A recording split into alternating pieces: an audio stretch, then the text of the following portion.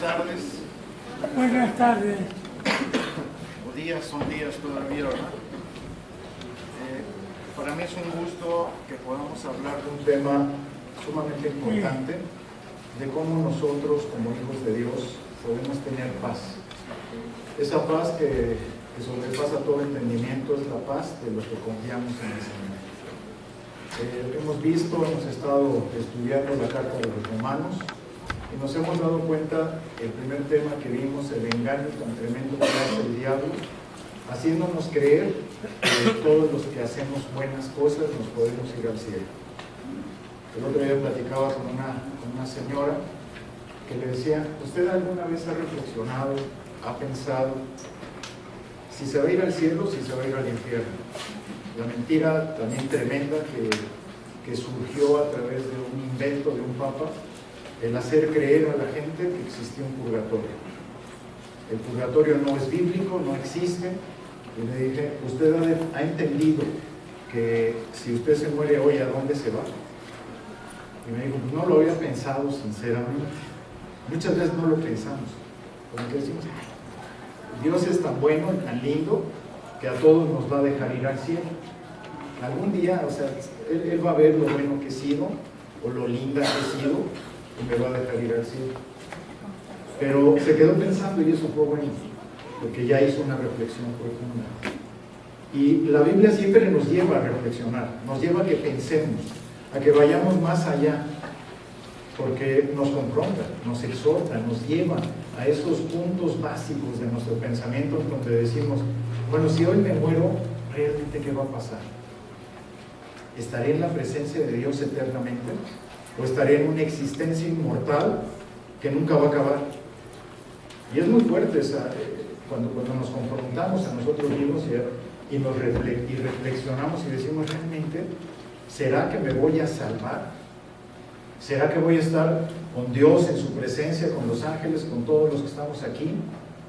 ¿O voy a tener que pasar un tiempo que nunca se va a acabar, que va a ser inmortal esa existencia, que va a ser eterno?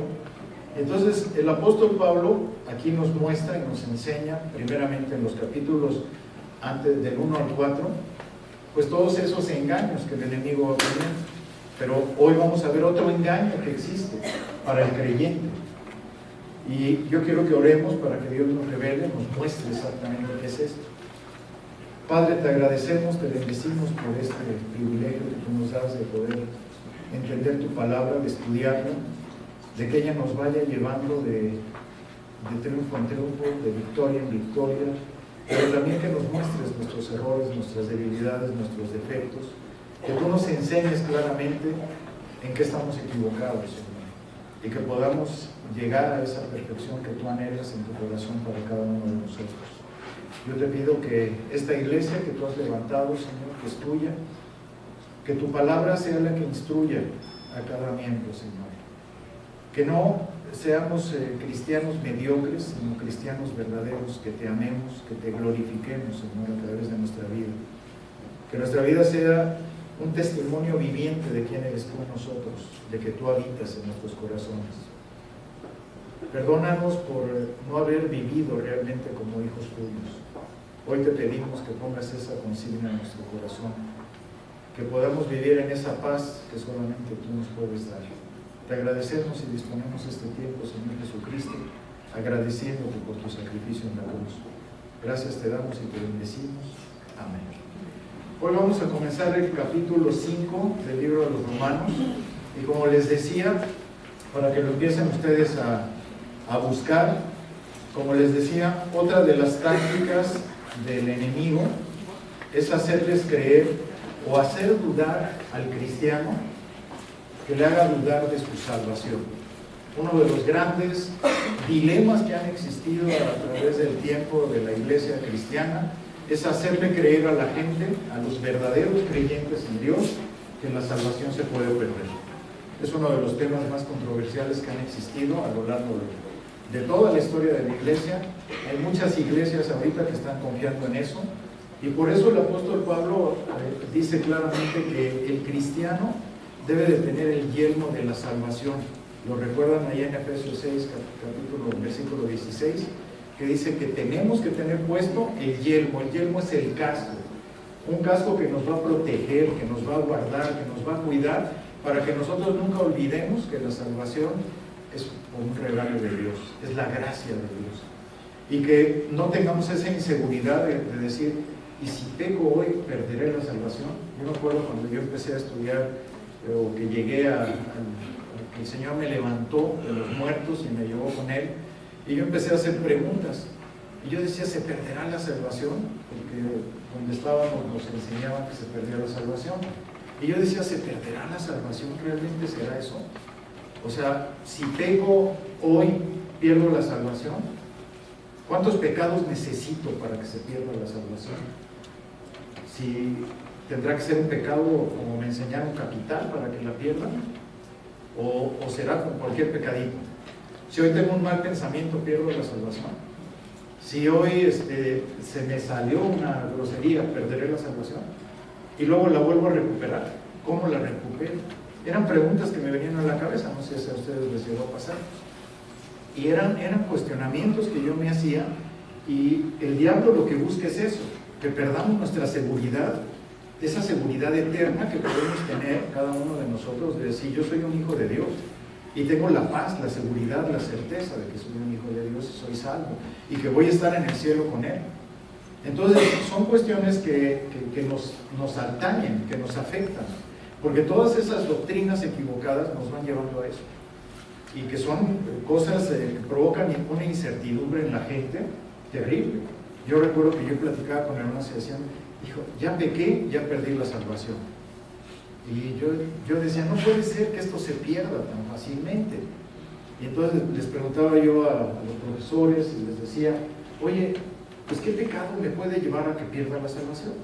Y otro me decía, mira, no es que la pierdas, sino que tú la entregas. O sea, Dios te la dio, te la regaló, y tú llegas y dices, yo no la quiero. Y dije, no, pero yo sí la quiero. O sea, como que había una confusión muy fuerte en todo esto, porque la misma falsa doctrina va llevando, el desconocimiento de la palabra, va llevando a que se aumenten cosas, y a que se digan cosas equivocadas.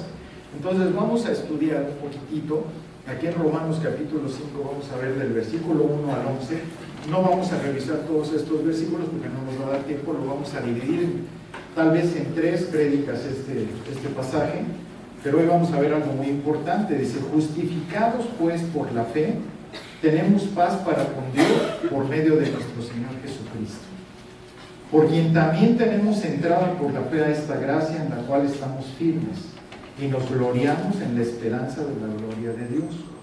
Y no solo esto, sino que también nos gloriamos en las tribulaciones, sabiendo que la tribulación produce paciencia, y la paciencia prueba, y la prueba esperanza, y la esperanza no avergüenza, porque el amor de Dios ha sido derramado en nuestros corazones por el Espíritu Santo que nos fue dado. Porque Cristo, cuando aún éramos débiles, a su tiempo murió por los impíos. Ciertamente apenas morirá alguno por un justo. Con todo, pudiera ser que alguno osara morir por el bueno. Mas Dios muestra su amor para con nosotros en que, siendo aún pecadores, Cristo murió por nosotros. Pues mucho más, estando ya justificados en su sangre, por Él seremos salvos de la ira. Porque si siendo enemigos fuimos reconciliados con Dios por la muerte de su Hijo, mucho más, estando reconciliados, seremos salvos por su vida. Y no solo esto, sino que también nos gloriamos en Dios por el Señor nuestro Jesucristo, por quien hemos recibido ahora la reconciliación. Existen 5 puntos que se conocen como los 5 puntos del calvinismo. La miseria total del hombre, de que el hombre se encuentra muerto en sus delitos y pecados, en una caída en donde no puede existir otra cosa más que llamarse depravación total. Esto, el Calvino, un teólogo muy famoso que nació en Francia y se fue a vivir a Suiza, él determinó que había un estado en el hombre de muerte espiritual que lo llevaba a una depravación total de su ser. Y esto no podían quitarlo.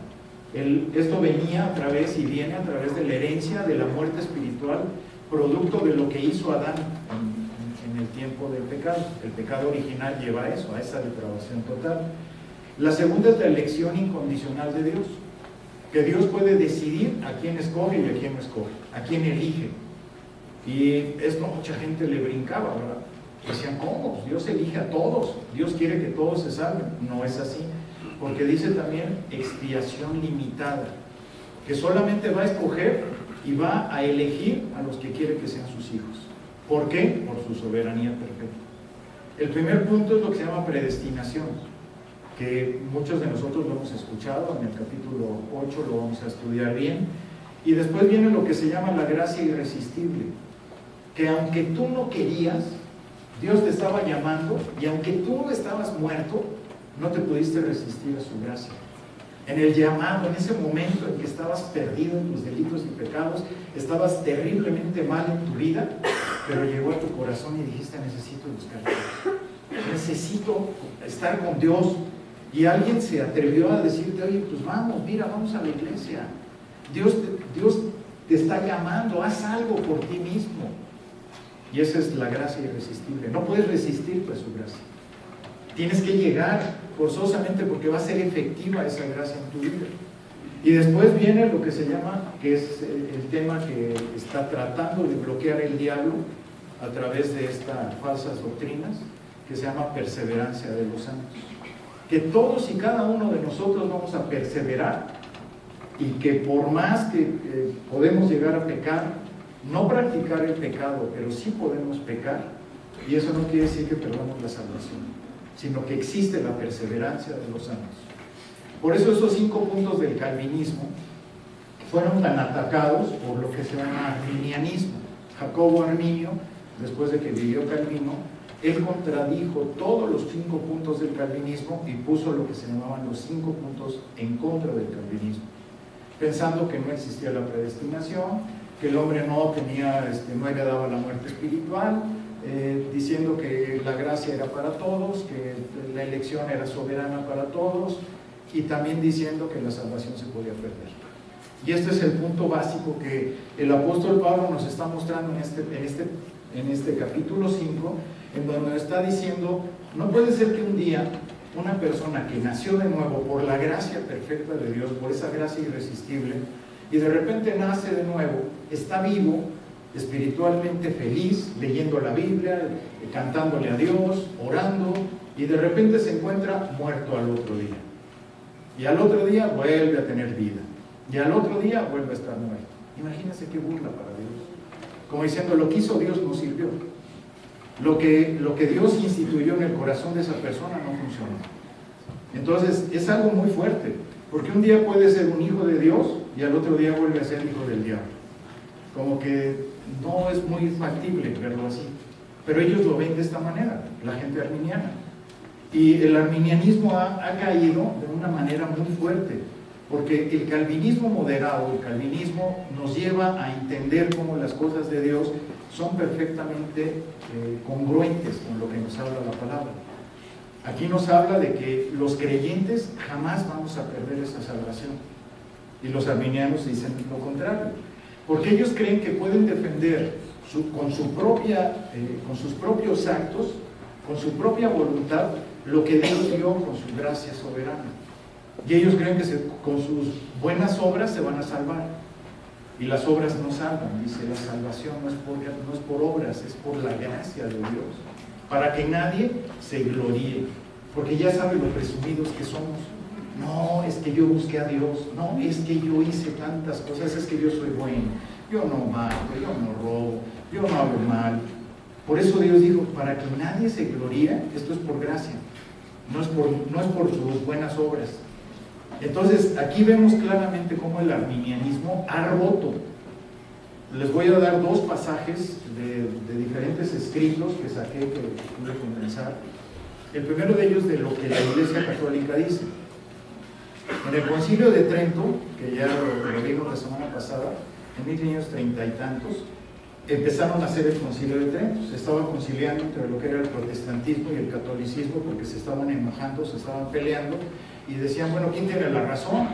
¿Los arminianos o los calvinistas? ¿Quiénes tienen la razón? Obviamente los arminianos son católicos. Los arminianos también hay protestantes arminianos, pero ellos defienden este punto.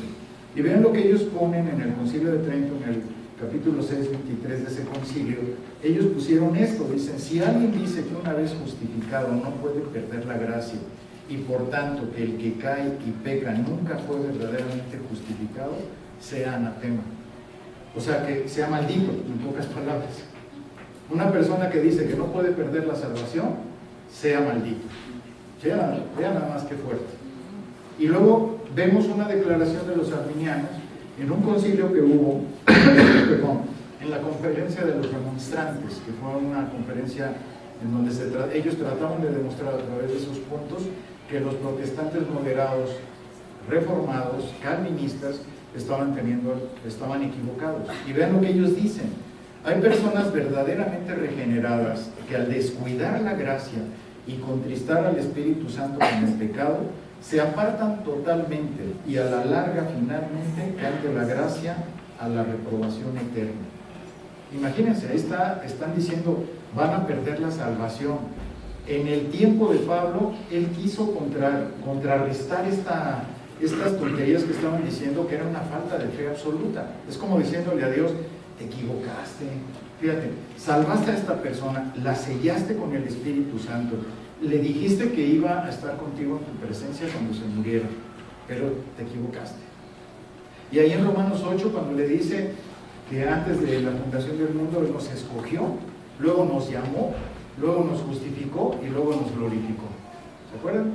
Y ahí entonces, ¿qué pasó? Si el Señor en ese tiempo ya alcanzó a ver que íbamos a hacer hasta glorificar, nuestro cuerpo iba a ser glorificado, le están diciendo a Dios, lo que tú viste no fue cierto, lo que tú hiciste no pudo ser. La gente puede perder la salvación, es lo que ellos dicen. Entonces vean lo que dice Efesios 1, del capítulo 1, versículo 18 al 20.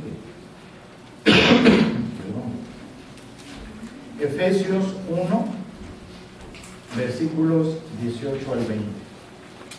Dice, alumbrando los ojos de vuestro entendimiento para que sepáis cuál es la esperanza a que Él os ha llamado y cuáles las riquezas de la gloria de su herencia en los santos y cuál la supereminente grandeza de su poder para con nosotros los que creemos según la operación del poder de su fuerza, la cual operó en Cristo resucitándole de los muertos y sentándole a su diestra en los lugares celestiales. Nuestra esperanza no puede estar puesta en nosotros, porque nosotros somos falibles, somos seres humanos. Entonces, nuestra esperanza tiene que estar fundamentada en Dios, forzosamente. Dice 2 de Timoteo, capítulo 2, versículo 13. Si fuéramos infieles, ¿qué dice? Él permanece fiel. Fíjense, ahí estamos viendo claramente algo tremendo. Si nosotros fuéramos infieles, Él permanece fiel porque Él es Dios. Él no puede decir, ya te quitaste la salvación y ahora te la vuelves a ganar por tus propias obras. Y dice aparte de eso, el versículo 13, Él no puede negarse a sí mismo. Él no puede decir, me equivoqué, yo cometí un error tremendo con este hombre y con esta mujer. Yo creía que sí eran buenos y salieron mal. Me salió mal en el horno se me coció demasiado y salió afectadito. Bueno, salió a lo mejor medio morenito, pero eso no tiene nada que ver, ¿verdad?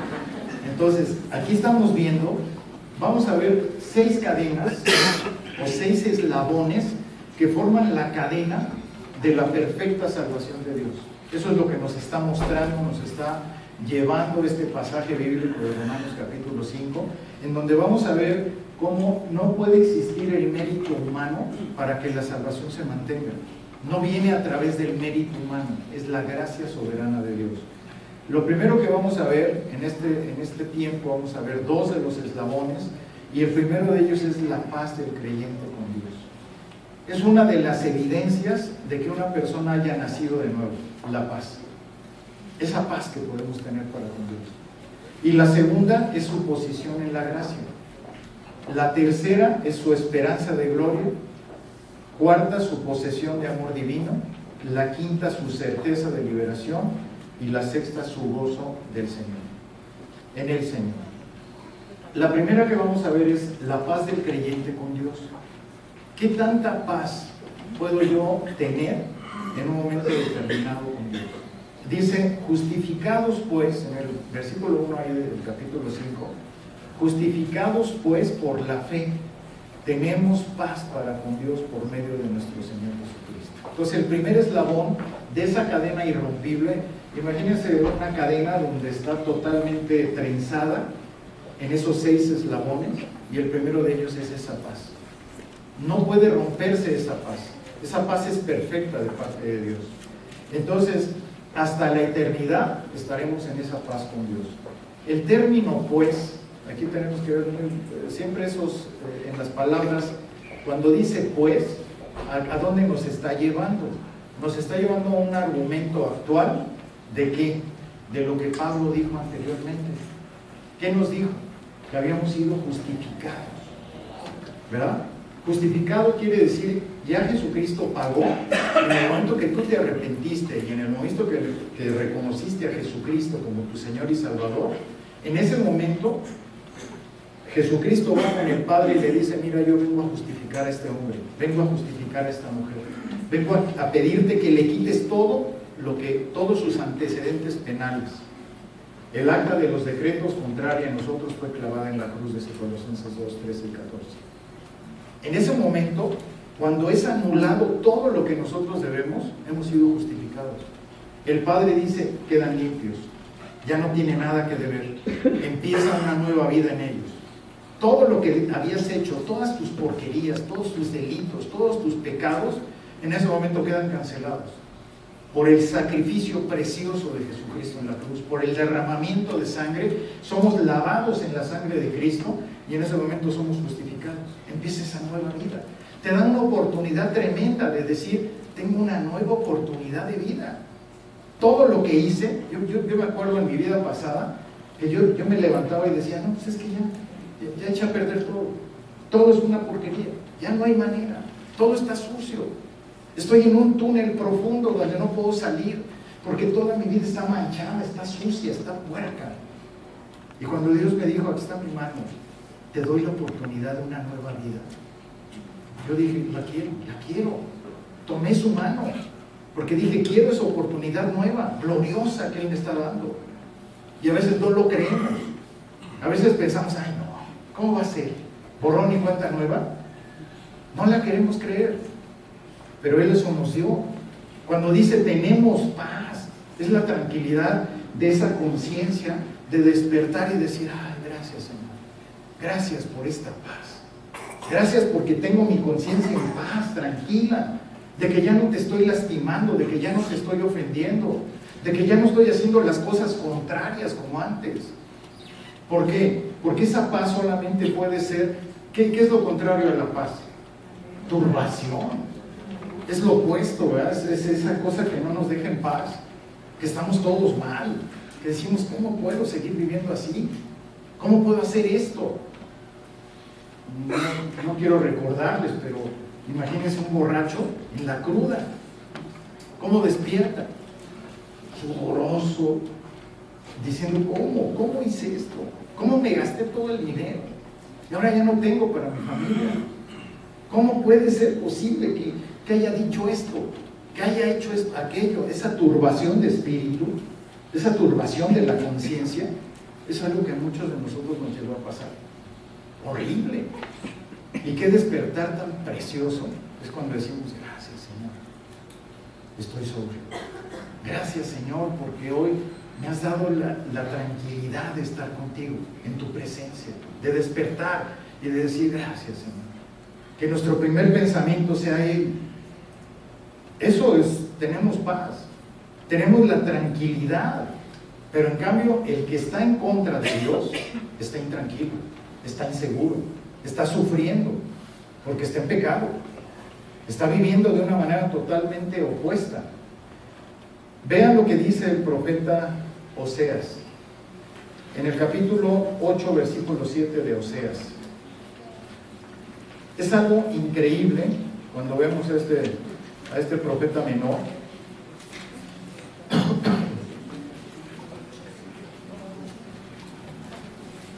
Para los que están buscando, Oseas está después de Daniel, porque luego no lo encuentran a ese profeta, anda perdido, ¿verdad? En el capítulo 8, versículo 7 dice: porque sembraron viento y torbellino segarán. ¡Ay, qué duro! Porque sembraron viento y torbellino segarán. Esta palabra es tremenda, porque ¿cuántos sembramos viento? ¿Cuántos hicimos cosas equivocadas en nuestra vida y torbellino segarán? Venía el torbellino del pesar, del dolor, de ese sentimiento que teníamos de decir, ¿cómo puedo estar viviendo así? Es un torbellino mental. Esa turbación es el castigo que viene sobre las personas que tienen mal su conciencia, que su conciencia les está pegando tan duro que no se soportan ni a sí mismos. Es un dolor interno, un sufrimiento de la conciencia, porque su conciencia está intranquila. La conciencia es la única parte que dejó Dios cuando la gente muere espiritualmente. Dios en su misericordia dejó la conciencia, porque si no, ¿cómo nos hubiera avisado que estaba Él ahí? Pero un muerto espiritual tiene conciencia. Pero ¿qué pasa cuando ese muerto espiritual apaga la conciencia, la cauteriza? ¿Se han algunos de ustedes quemado un dedo y deja de sentirse? Tocamos la yema del dedo y ya no se siente. Eso le pasa a la conciencia. La conciencia se cauteriza, ya no duele el pecado. Ya haces y haces y haces y haces y ya no te duele, ya no sientes. Es horrible. Esa es la turbación. Llega un momento en que ya perdiste todo contacto con tu conciencia. Estás perdido. En una ocasión platiqué con un asesino que me decía, le decía, bueno, ¿no sufrías cuando matabas a la gente? Y él me decía, la primera vez sí. Llegué y hasta volví el estómago y me sentía mal. Pero después no. Nos juntábamos todos los que éramos un grupo de asesinos y me acuerdo muy bien que llegábamos y decíamos, ¿y qué cara puso? Y disfrutaban de ver cómo habían matado el uno al otro. Lo que disfrutaban era ver, ¿qué cara puso? Era como ellos se alentaban dentro de su grupito. Eso es cauterizar a la conciencia. Lo mismo hace el pecado. El pecado cauteriza la conciencia, destruye totalmente. Dice el Salmo 1:4, Salmo capítulo 1, versículo 4.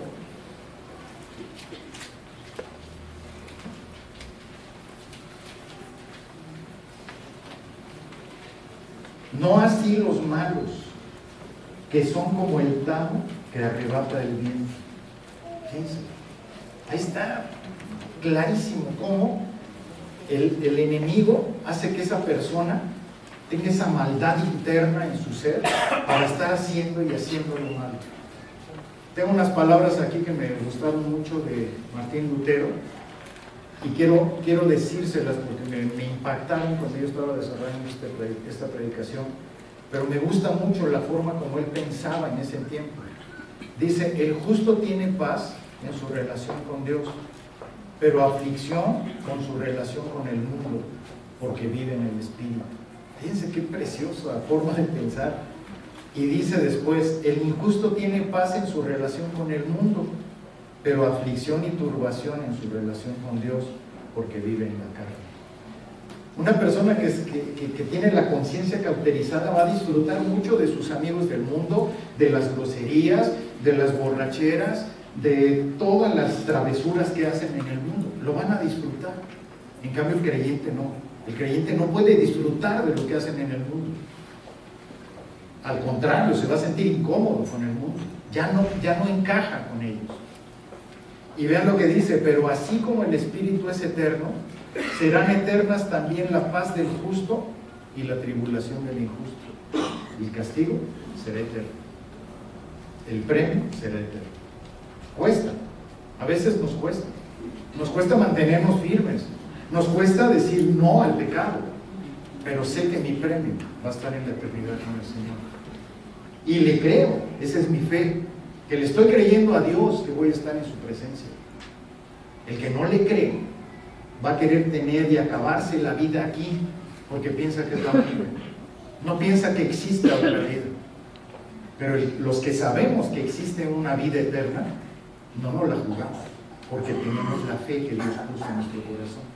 Esa es la diferencia. Y vean cómo termina Martín Lutero, dice: y así como la carne es temporal, serán temporales también la tribulación del justo y la paz del injusto. Qué difícil, pero qué pensamiento tan sabio de este hombre en aquel entonces. Es una sabiduría impresionante. A mí me fascina cuando me meto a ver los comentarios que tenemos de los antiguos. Dicen, qué bárbaros, ¿cómo pudieron ver todo esto? Es la iluminación de Dios, cómo Dios les mueve todo eso. Pero cuando entendemos nosotros que Dios removió, porque la paz verdadera que el creyente puede tener, esa paz de tener esa tranquilidad con Dios, es saber que Él removió toda su ira en contra de nosotros. Él quitó su ira. ¿Cómo está la relación de una persona que está enojada, que está fuera de sí, de tanta ira que tiene Dios consigo? Les voy a dar una ilustración que tomé de aquí de un misionero que se llama David Livingstone. Algunos de ustedes lo han de haber conocido. Es un misionero que fue a África y que él estaba metido con las tribus. Él se metía a compartirles el evangelio, de predicar el evangelio a todas las tribus de África. Él llegó a una de las tribus de los zulúes y se hizo muy amigo del jefe de la tribu. En ese momento él dijo: oye, ya había predicado, se habían convertido algunas personas de la tribu, y de repente él dice: voy a compartirle a otra tribu. Se van junto con el jefe, y cuando regresan se dan cuenta que esta tribu había atacado a la tribu que se había quedado sin la gente que lo estaba cuidando, y secuestran al hijo de la tribu, del jefe. Y entonces el jefe dice: mira, yo ya aprendí que tengo que estar en paz, y yo ya aprendí que no voy a ir a atacar a esa tribu, pero ¿cómo quieres que me sienta si secuestraron a mi hijo? ¿Cómo quieres que yo pueda estar orando por ellos si sé que secuestraron a mi hijo? Y Livingstone le dijo: tú tienes que orar, es lo único que te queda. Pero después encuentro el comentario de otro hombre que como les dije la semana pasada, me gusta mucho, Donald Gray. Y este hombre, Van House, dice algo precioso de esta historia, porque esta historia fue verídica. Y él comenta algo que se basa en Hebreos 10, 26 al 29. Él dice: si esta actitud es tan real en el corazón de un jefe de tribu, ¿cuánto más lo es de parte de Dios, el Padre, hacia aquellos que pisotean a su Hijo, que tiene por inmunda la sangre del pacto en la cual fueron santificados y que persisten en su afrenta al Espíritu de gracia? Dios es enemigo del pecador, y esa enemistad no puede terminar a menos que el pecador deposite su confianza en Jesucristo. Hasta ahí. Es la única manera. Dios está enojado con toda la gente que pisotea a su Hijo, con toda la gente que toma por inmunda la sangre de Jesucristo, que no hacen caso de esto, que dicen: no, lo que hizo Jesucristo es un cuentito. Dios, como Padre, está furioso contra esta gente. Y la única manera de que se restablezca la relación entre esa persona y Dios es que entiendan lo que hizo Jesucristo en la cruz. Imagínense la fuerza de esto. Ahí es algo que toda persona que no ha entendido quién es Dios, quién es Jesucristo como Hijo, el sacrificio tremendo que Él hizo en la cruz, esto no puede reconciliar a esa persona con Dios. La única manera de ser reconciliado es cuando dejamos de pensar que Dios es demasiado bueno para mandarnos al infierno. La gente piensa eso. La gente dice: no, Dios es tan lindo y tan bueno que no va, en el último momento a mí me va a perdonar. Pues vean lo que dice Efesios 5:6 en relación a eso.